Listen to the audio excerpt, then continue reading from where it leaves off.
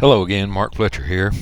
Today I'm taking the TorqueSim SR22 on a little VFR flight from Independence Municipal Airport in Iowa over to Dubuque Regional Airport in Iowa. That's a 55-mile trip. And the reason I'm doing this is I have 3 patients that I'm transferring over to Dubuque in FSEconomy. So I'm hoping to make a couple of $1,000s.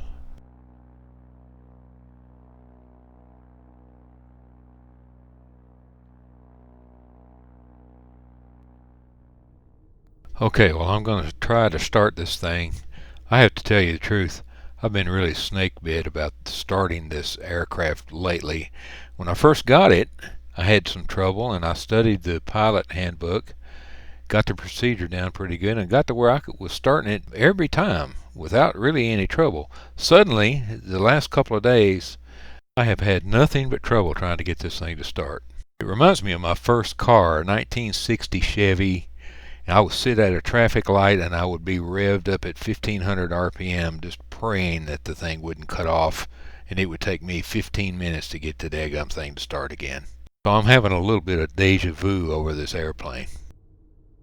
And this checklist that I'm using was written by Goofy, and it's really great. He's done a whole bunch of checklists, and I'm leaving the address to this checklist in the comments so you can get it, and you ought to check out his other checklists as well because they're really great.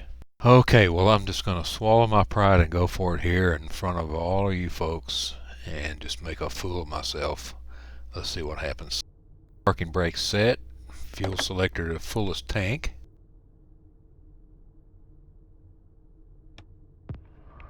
Battery switches are on. Strobe light is on.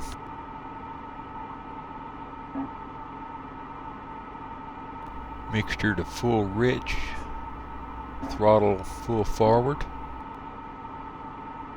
Now these screens coming up on the MFD are unique to the Cirrus Perspective version of the G1000 and are called Know Your Limits. It has to do with safety of the pilot and such.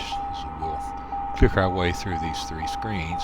Now this 4th screen is a Fuel Totalizer, and it will attempt to compute the amount of fuel that you use during your flight. However, in order for it to work, you have to tell it before you get started how much fuel you actually have loaded. Now in FSEconomy, I loaded 60 gallons of fuel in my airplane, which is the tabs value here, so I'll click tabs to set this to 60 gallons.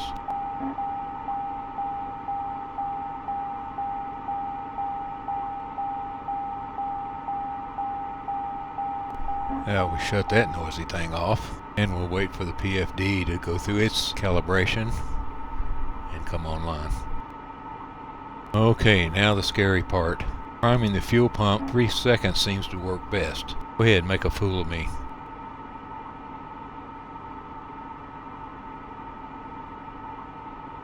And then fuel pump to boost. Now we'll open the throttle just a little bit.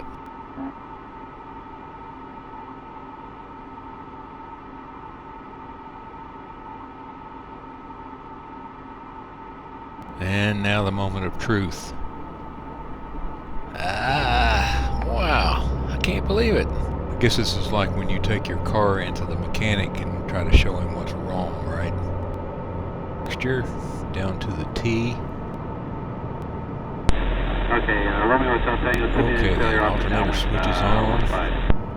Avionics switch on. We're ready to go.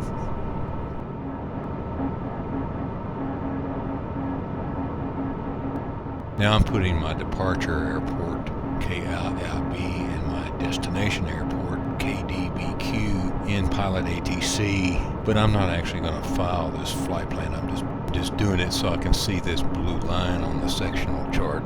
I'm looking on the chart here to get the AWIS, which is 120.825, and I'll put that in my second radio. Independence Municipal Information Papa, 55 Zulu winds are 170 at 5 knots. Skies clear. Temperature 21, dew point 15. Current altimeter is 3002. Arriving and departing runway 18. Independence Municipal Information Papa. So now we know our altimeter is 3002 and our active runway is 18. So then we'll scroll on over till we find the departure airport, and we see that our control tower is on 119.5 and the ATIS is 127.25. Okay, Romeo Hotel. And finally, since we have such flat terrain, I'll just set my cruising altitude to 5,500. And the Cirrus does well at 800 foot per minute climb and descend, and cruising about 130 knots sounds about right. And again, this is just for my reference. I'm not going to follow this flight plan at all.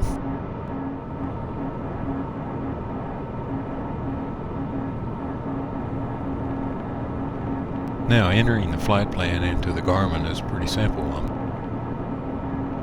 just going to put KDBQ as my destination airport as the second waypoint.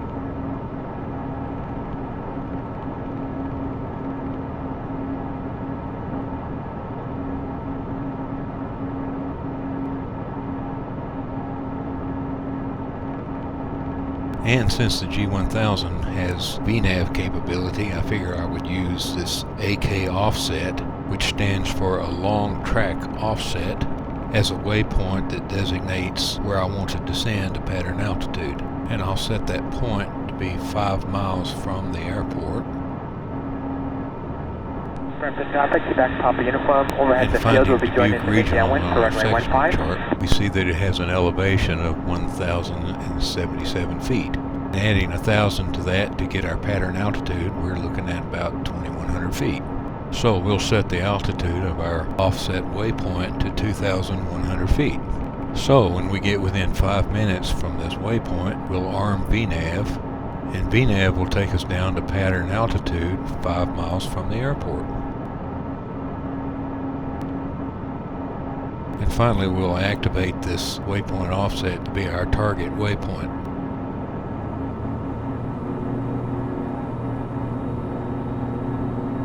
And I'll finish setting up the MFD the way I like it.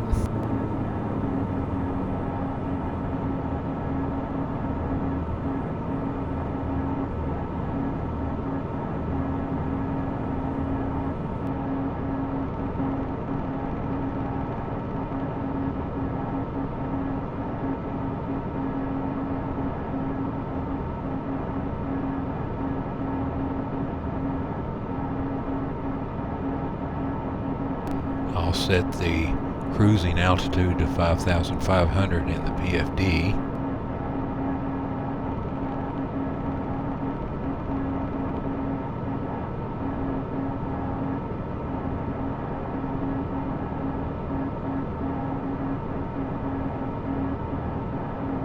We'll set our altimeter to 3002.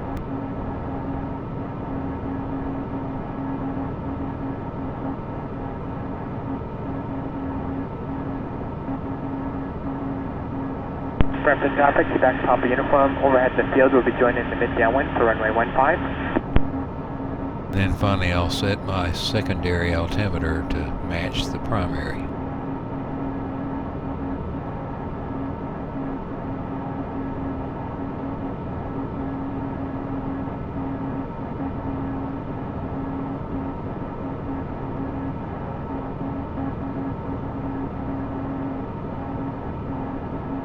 Verifying that we have our CTAF frequency of 122.8 in our COM1 radio.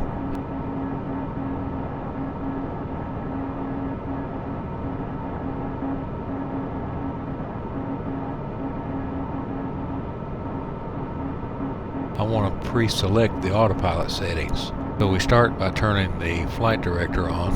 Then I want to set flight level change to 110 knots, which makes for a nice climb out.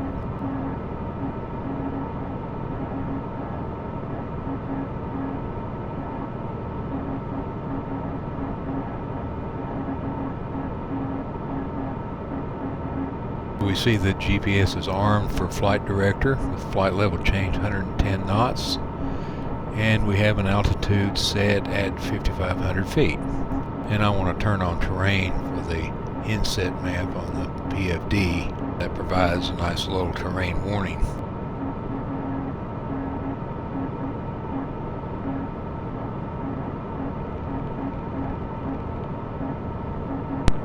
Sierra Kilo Papa established downwind 15. And now it's time to load our passengers. As you can see, I have 3 passengers traveling from Independence Municipal, KIIB, over to Dubuque Regional, each one paying $728. So it looks like I might end up with something around $2,000 for a 55-mile trip. So to actually load the passengers, we use this FSEconomy plug-in and click on Start Flight. And as you can see, it's loaded our 60 gallons of fuel on board, which we can verify here on our Fuel Totalizer.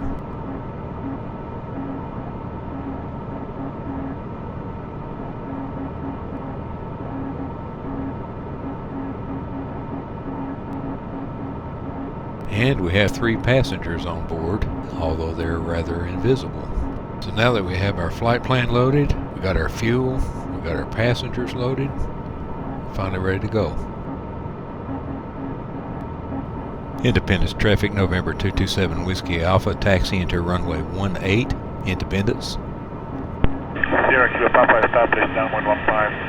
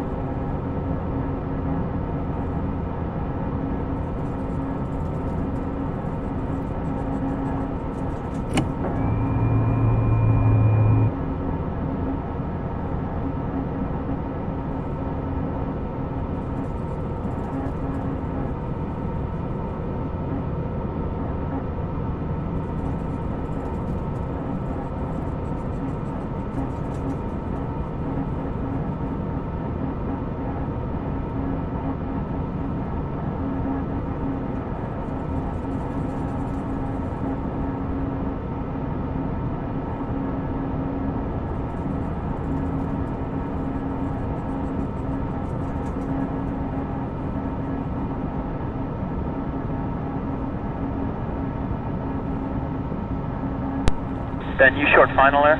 Yep. Okay, we'll be in behind you next.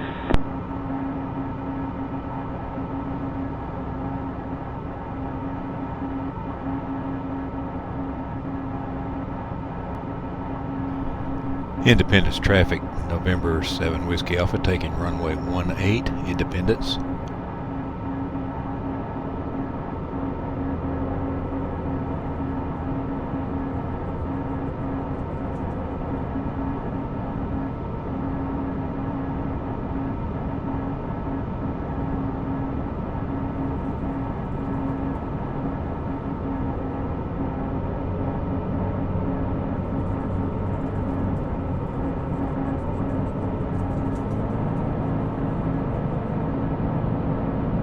Airspeed's alive.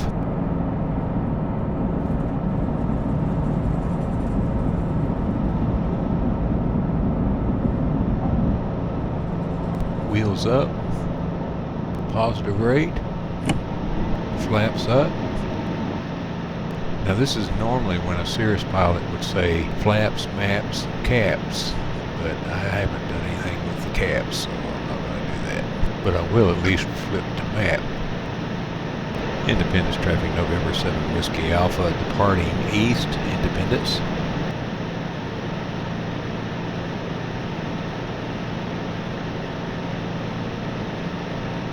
So I'll press the autopilot button here and we will proceed on our en-route course. I want to talk a little bit about mixture settings. Now the plane that I'm flying right now is the naturally aspirated version of the SR22 opposed to the SR22TN, which is the turbo normalized version. The Pilot Operating Handbook for this version only authorizes rich of peak mixture settings for climbs, unlike the Turbo, which can use either lean of peak or rich of peak for climbs. Now when we use the terms lean, rich, peak, what we're referring to is the mixture setting. Beginning at full rich, that is with the mixtures lever fully forward, as you reduce the fuel flow, that is you lean the engine, the exhaust gas temperature, EGT, will begin to rise. When that rises to its maximum value, that's what we call peak. Then as you continue to lean it further back, then you begin to get lean of peak. Going the other direction from maximum setting would be rich of peak. We'll talk more about this when we get to cruise, but for right now, I'm just going to keep my flow indicator at near the top of this green section. Right now my mixture lever is fully forward, that's why it's a little bit above the green area. But I'll begin to back this off as we get a little bit higher. By the way, rich of peak is what you use for climb normally because that gives you the most power. There are two indications that clue us in to proper rich of peak or lean of peak settings. The first is the engine feel and sound.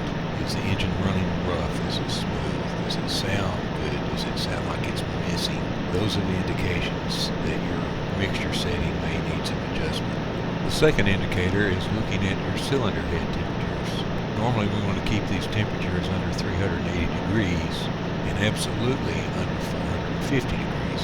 So we always want to be keeping our eyes on those bottom two graphs in the engine section here of the MFD. That bottom graph, of course, is the exhaust gas temperatures, which is the temperature of the engine's exhaust manifold, and that's what you use to set your mixture, lean, rich, and peak. And the cylinder head temperature, which changes more slowly, that's the temperature of the actual cylinders, so you want to keep that always under 380 degrees. Traffic CRQ Papa, turning base 15. Well, I better get back to flying the airplane here for a minute, and we want to make sure we have the Dubuque control tower in our standby radio, 119.5, and the ATIS frequency for that area in our secondary radio, that's 127.25.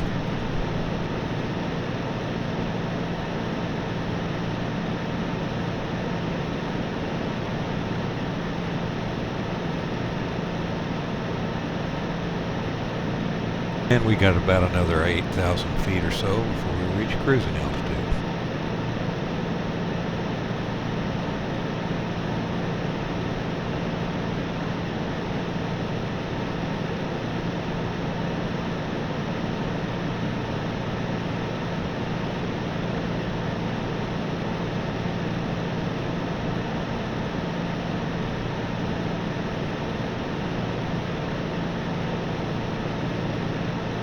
So now we've hit cruise altitude, so the first thing I'm going to do is turn my fuel pump off, and then having done that, I want to bring up this engine mixture assist feature. And so we'll continue our discussion about rich of peak and lean of peak. Adjusting the mixture not only makes the engine run better, more efficiently, it's also used to cool the engine. It may not seem logical, but running rich of peak or lean of peak both will serve to cool the engine. Let's first look at running the engine at peak, which means that our exhaust temperatures are as high as we can get them. Under peak conditions, all the mixture of fuel that enters the cylinder gets burned, and we will get maximum power from our engine. The problem is, if you run it like that very long, the cylinder will overheat, damage the engine. If we richen the mixture from peak, now there's a higher mixture of fuel than air entering the cylinders. Not all of that fuel will get burned, which means the unburned fuel will serve to cool the cylinder. Now let's look at lean of peak. In the lean of peak condition, the mixture has more air, so at combustion there is some remaining air in the cylinder, and this leftover air will serve to cool the cylinder. So we can cool the engine either by richening the mixture or by leaning the mixture. But just like everything else in life, there are trade-offs. The advantage to running rich of peak is you get more power out of the engine, which is why we use rich of peak during takeoffs and climb outs. But since you're injecting more fuel into the cylinder, this unburnt fuel will foul your spark plugs and leave fuel deposits in the cylinders. This is especially true at lower RPM or when you're not needing the extra power, such as taxiing and cruising. Lean of peak will also cool the engine, but since there is less fuel in the mixture, there will also be less power. However, since all the fuel will be consumed, there will be no leftover fuel deposits left in the cylinders. Lean of peak also has the advantage of better economy since we're using less fuel. Therefore, generally speaking, we want rich of peak when power is required for takeoffs and climb outs, and lean of peak for taxiing and cruising. Having said all that, let's look at what the fuel assist feature offers us.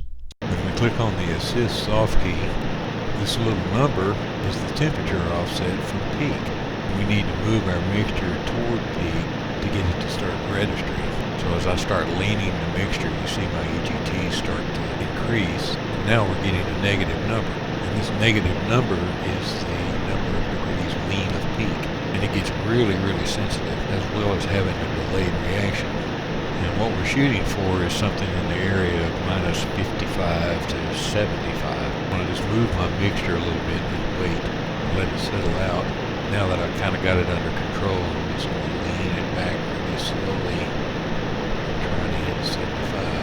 And that's going to give us maximum cooling and also maximum economy. And trying to lean it back this much, we could get to the point where the engine doesn't run very well. We'll have to richen it up a little bit. But for now, we'll see how this goes.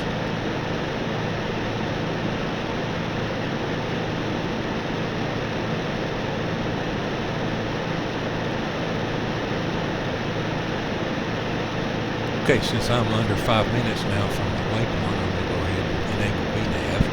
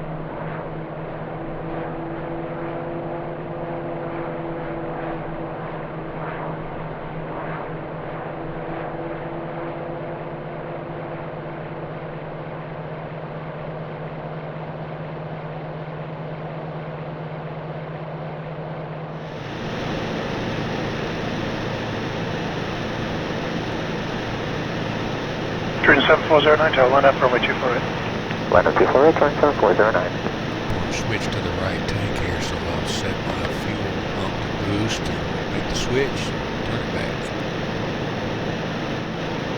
So we're just over a minute from top of percent here, so I'm going to set my vertical speed target to minus 800 feet per minute in preparation for the descent to 2100 feet. Now we'll get the ATIS report from Dubuque. 7548, on a departure 12. Dubuque REGL information Quebec. 53 Zulu winds are 177 at 5 knots. Skies clear.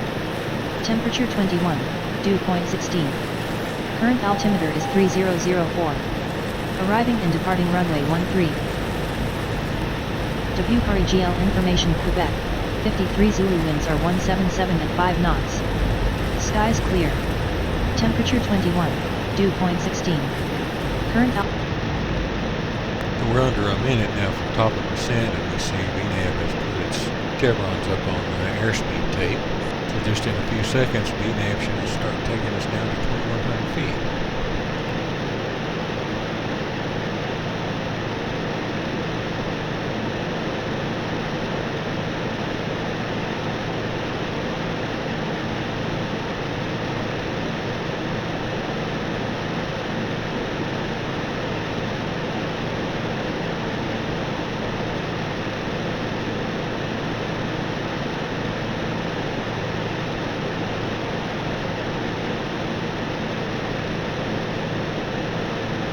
Dubuque Regional, November 227 Whiskey Alpha, 10 miles west at 5,500 for landing, runway 13.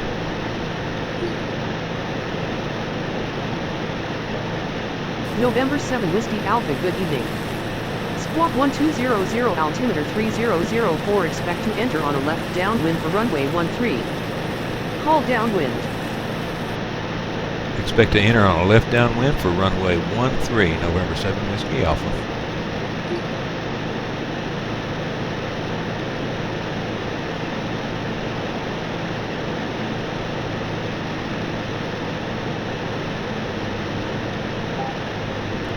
Well, that's odd. VNAV is not engaging. Okay, well, I'll just do this with vertical speed.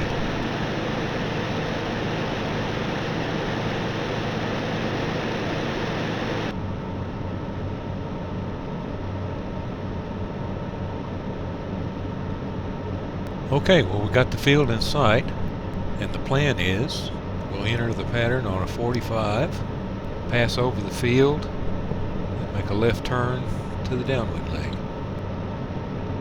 Air Canada 186, exit Hotel 4, join hotel and contact ground 12165, off, thank you. Hotel 2165. And the tower's already told us to expect runway 13. So I've dialed that in the heading bug, and conveniently it's about 45 degrees off our current heading.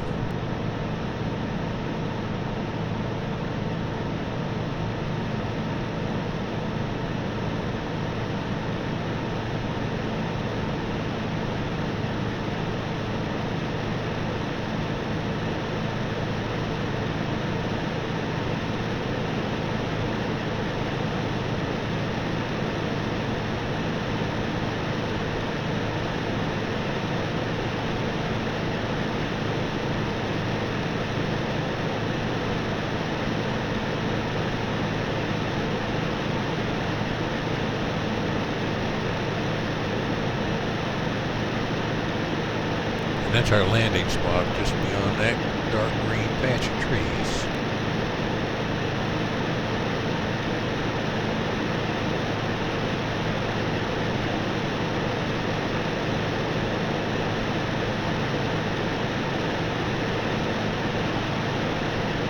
Okay, we'll do our gumps.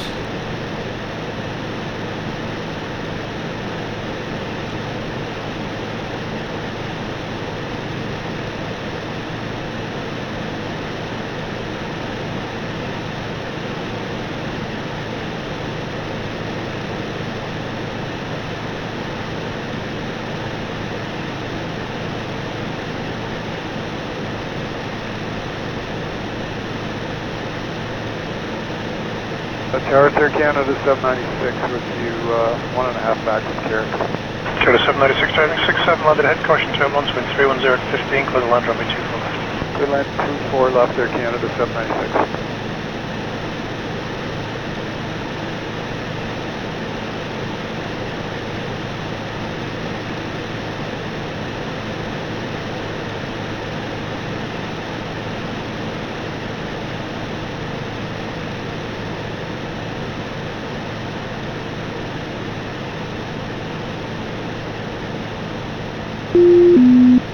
Disengage autopilot, and we'll do our 45 and pick up the downwind, and they're on the other side of the field.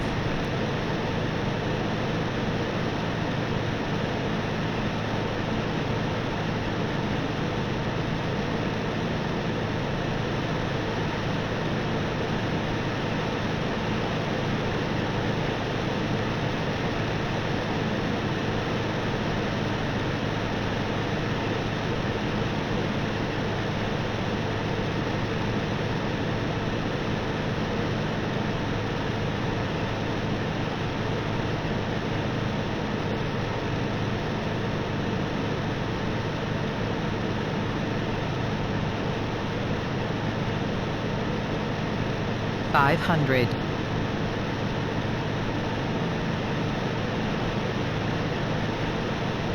Dubuque Tower, November 227 Whiskey Alpha is left downwind runway 13, full stop.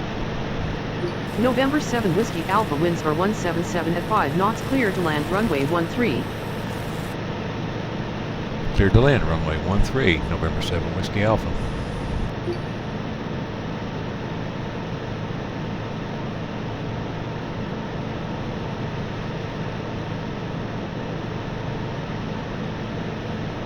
Canada 426, clear for takeoff, runway 24. Clear takeoff 248, Canada 426.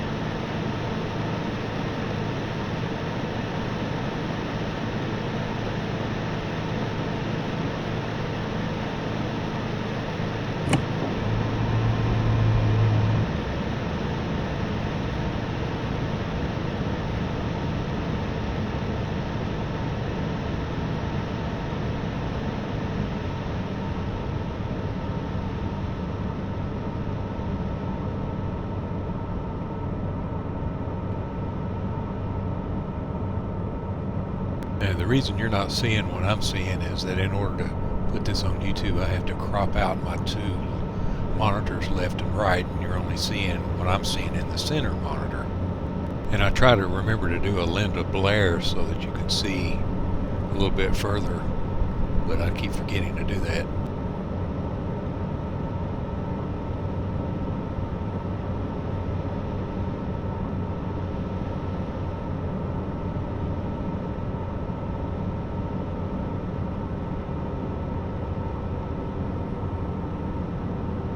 Current 7409, Canada departure 128. A little traffic down below there. Well, looks like our turn to final here looks like about right. I've been practicing IFR so much lately, I haven't done any VFR flying for a while.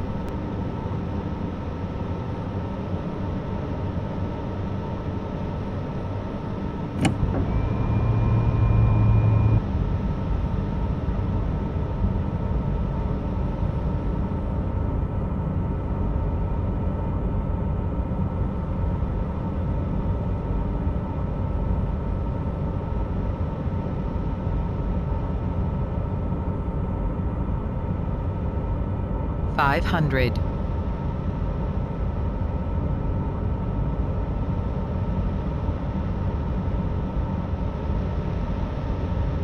Looks like we got a guy sneaking in ahead of me right there.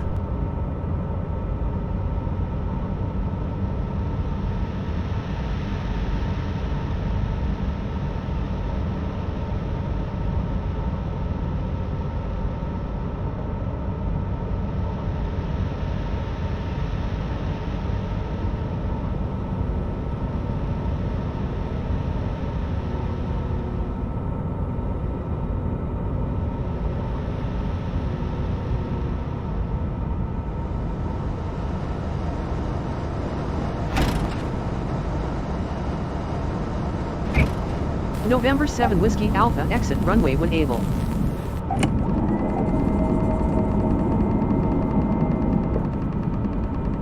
You're 1677, hold short, runway 24. Short, 24.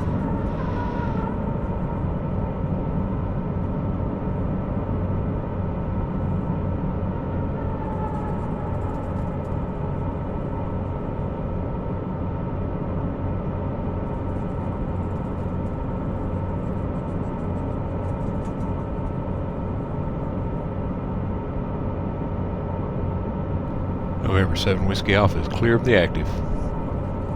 November 7 Whiskey Alpha, welcome to Dubuque REGL, contact ground on 121.8. Good day.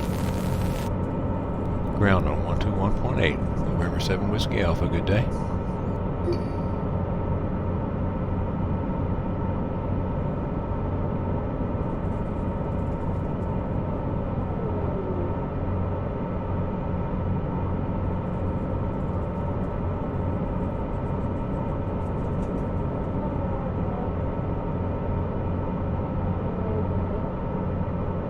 I'm going to squeeze it in right here.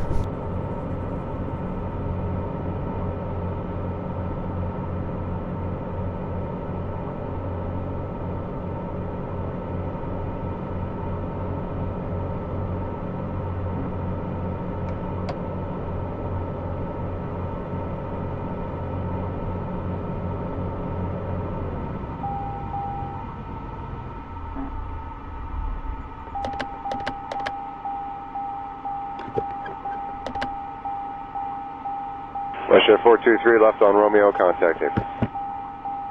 Left on Romeo, WestJet 423.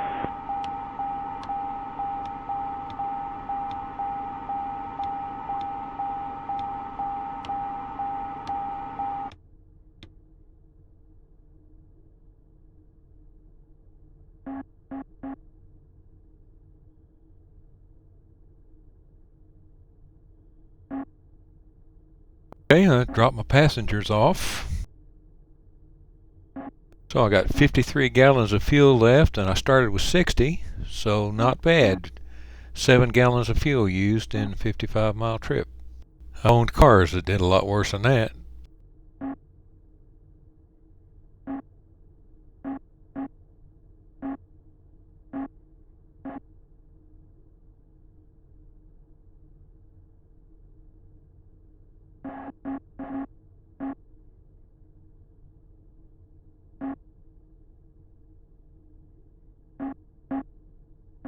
So let's see how much money we made.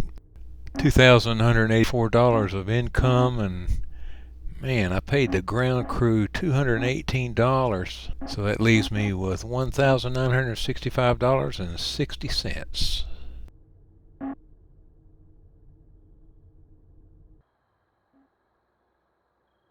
Well, this has been a lot of fun. Hope you learned something with all that carrying on about rich of peak and lean of peak. If you like this video, I'd appreciate you subscribing or clicking that like button. Tell your friends. Feel free to correct me on anything that I've said wrong or misunderstood. I'm just trying to learn like everybody else. Thanks so much for watching.